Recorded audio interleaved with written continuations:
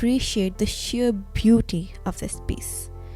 The poem is a slow, sure unpacking of a complex philosophical concept, the depiction of a feeling of emptiness and death in the form of a story.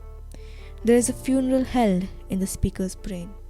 Mourners come to attend, and all their actions have the undertone of oppression, as if they were violating and trampling over the speaker inside her own head. They walk around, then get seated. The service begins and makes her head throb. The speaker hears the mourners lift a box and carry it, creaking across her brain. She soon feels like the whole world is tolling funeral bells, as if death is everywhere and space itself is dying. Caught in a race to catch silence, to seek respite from the funeral bells, she perceives herself as nothing more than an ear, alone and broken, left behind. Finally, the speaker's hold on reality breaks, and she falls into the depths of her own psyche. The poem lends itself to multiple interpretations. The funeral could refer to a feeling of emptiness or sadness, a consciousness of being overwhelmed and going crazy, or maybe the death is of the speaker's own ideas, trampled over by the thoughts of others. All these and many more interpretations are possible. The strategy is, most of the time, to pick one and run with it. But what if we took a leap of faith and decided that this poem has all possible meanings, as long as they spring from evidence?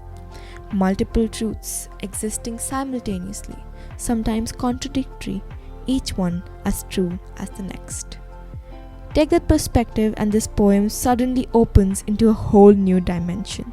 It is a poem about death, about being lost, about being lonely and being surrounded by people.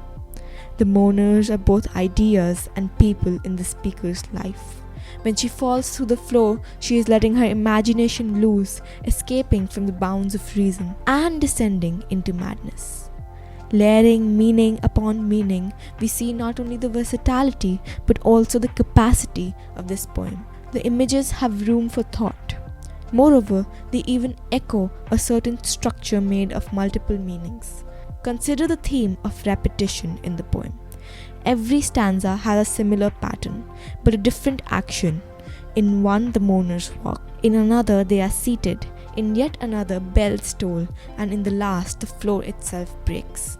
A similar pattern filled with new truths, like the poem which allows for multiple interpretations. Another remarkable aspect of this poem is its use of auditory and visual imagery.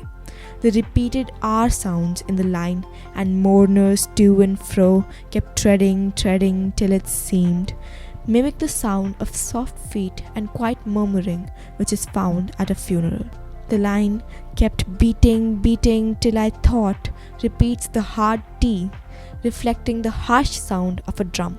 When all of heaven begins to toll, the sentences are broken into small one-word groups that are spoken close together like wrecked solitary here, imitating the rhythm of tolling bells. A clever use of pauses controls the pace of the poem to further the rhythmic repeating effect. The hyphens around the words treading, and those around beating serve to set these off from the rest of the text, narrowing the reader's focus onto these onomatopoeic words. The dashes also appear before actions in the poem, adding a pause before every event that takes place. The speaker seems to be emotionally recounting an event, trying her hardest to continue, stating the subject of the next sentence without problems. But she must stop to collect herself before telling us what happened. For example, there is a pause between then space and began to toll, as well as between a plank in reason and the verb broke. There is no doubting that Emily Dickinson made her mark on world literature and added her voice to the ongoing story of humanity. The continuous web of human thought that is spun across years and oceans, across languages, cultures, and eras. She is now an indelible part of the conversation that began thousands of years ago and will continue for thousands more. So in the spirit of global literature, here is Emily Dickinson in the web talking across the edges. Emily Dickinson.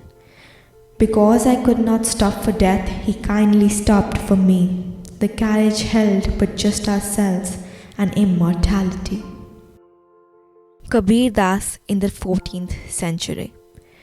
माटी कहे कुम्हार से तू क्या रोंदे मोहे, एक दिन ऐसा आएगा मैं रोंदूंगी तो है. The clay says to the potter, you might need me now, but there will come a day when I will need you. Dylan Thomas in 1951.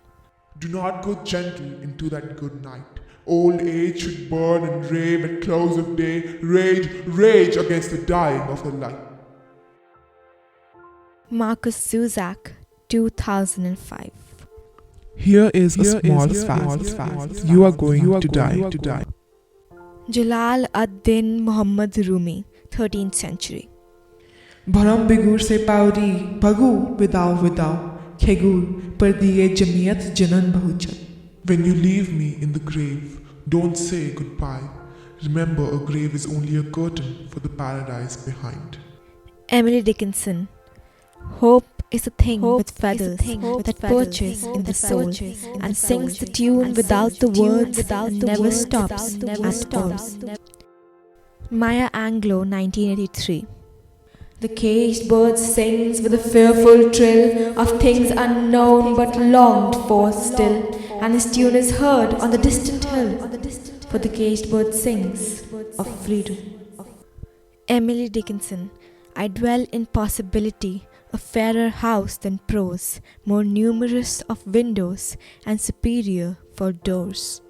Ray Bradbury, 1953. Stuff your eyes with wonder, he said. Live as if you drop dead in 10 seconds. See the world. It's more fantastic than any dream made or paid for in factories. Antoine de Saint-Exupéry, 1943. Voici mon secret. Il est très simple. On ne voit bien qu'avec le cœur. L'essentiel est invisible pour les yeux. And now here is my secret. A very simple secret. It is only with the heart that one can see rightly. What is essential is invisible to the eye. Johann Wolfgang von Goethe, 1808. Was glänzt, ist für den Augenblick geboren, das echte bleibt der Nachwelt unverloren. What dazzles for the moment spends its spirit, what's genuine shall posterity inherit. Emily Dickinson. Tell all the truth, but tell it slant. Success in circuit lies. Too bright for our infirm delight, the truth's superb surprise. As lightning to the children eased with explanation kind, the truth must dazzle gradually, or every man be blind.